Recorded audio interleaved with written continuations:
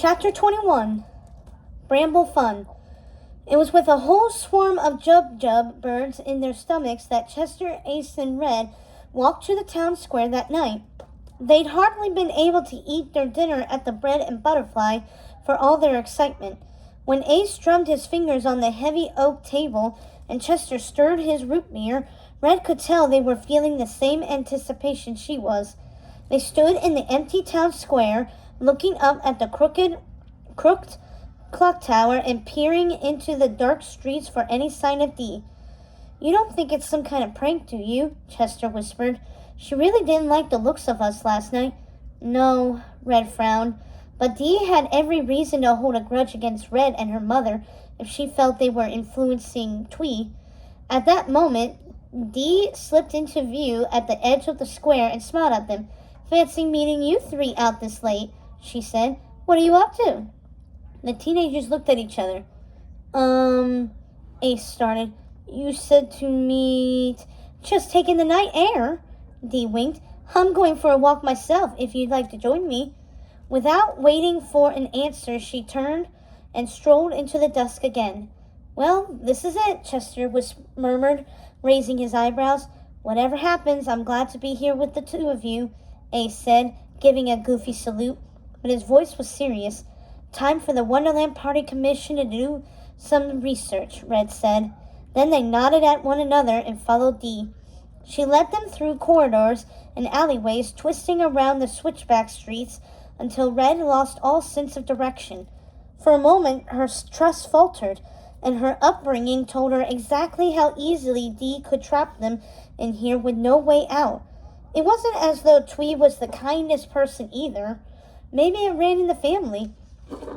But Red thought of what Chase said and of Chester's family somewhere nearby and soldiered on. At last they reached a nondescript cottage with gray stone walls and only one dim lantern in the window. Unperturbed, Dee walked up to the door and rapped 3 times. Instead of opening, the door shook with 2 knocks from the other side. Then, after a moment, a thump. Dee nodded. She clasped her hands behind her back and walked away from the door. Red couldn't help it. "But aren't we..." she started. "Come on," Dee said calmly. "Keep your voice down." She led them around the side of the house and knelt before a broad cellar door built into its foundation. Red listened hard to hear any sounds of this supposed shindig or signs of an ambush, but all that reached her ears was the distant roar of the sea. Dee knocked 3 more times on this door and waited. At length it opened toward her and light emerged from within. She turned to Red and the boys, a smirk on her face. "Come on in." Red felt Ace squeeze her elbow as they descended the ancient stone steps behind Dee.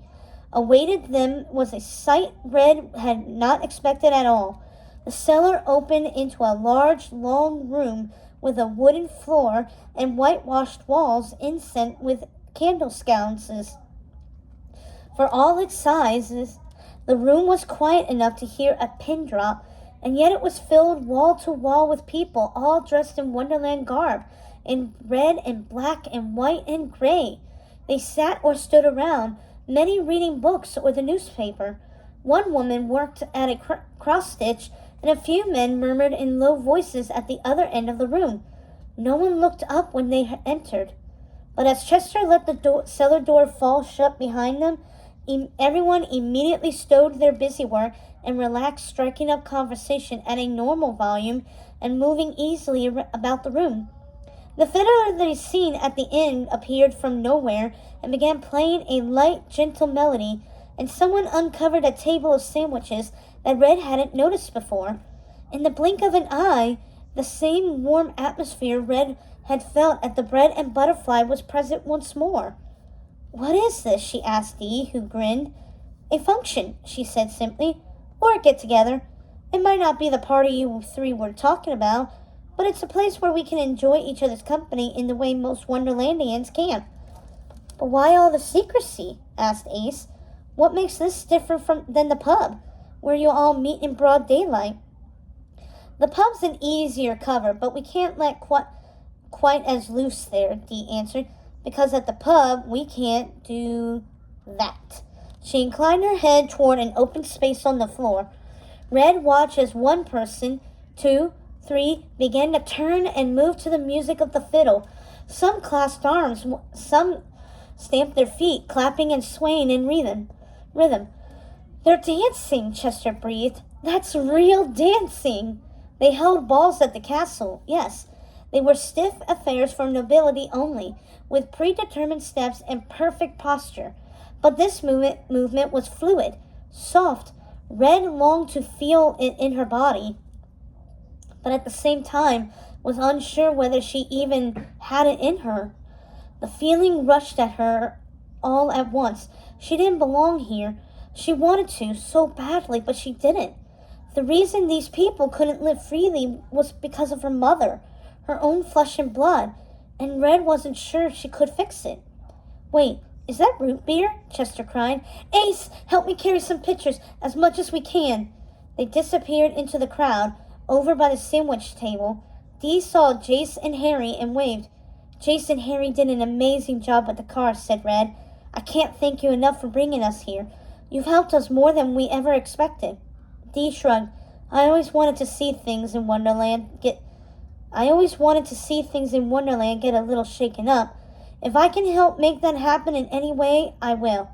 Hey, before I forget, she wore a small leather bag slung over her chest. Dee took it off and held it before Red. It's my gift to you. Call it a tea ceremony present, she smirked. Surprised, Red lifted the flap and looked inside. Tucked into the pouch were nearly a dozen slim plastic rectangles of different sizes, all bright neon colors that didn't exist anywhere in Wonderland. She took one out and turned it over in her hands. There was a label stuck on with adhesive, but whatever had once been written there was long scratched off and worn away.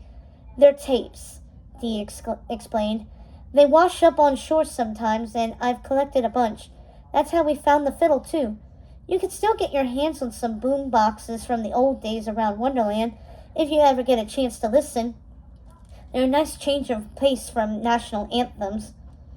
Red slugged the bag over her own shoulders, speechless. Then she said, You know, your sister is doing well. She's been working with me on my royal training, which is not my favorite thing ever, but she seems like she's okay. Dee sighed and rolled her eyes. Sounds like Twee's cup of tea. She was always obsessed with being perfect when we were kids, much more than me. She wanted everyone to like her, and she was terrified of becoming a soldier card. Is that why she went for a position in the court instead? Dee nodded. It gave her both of the things she wanted.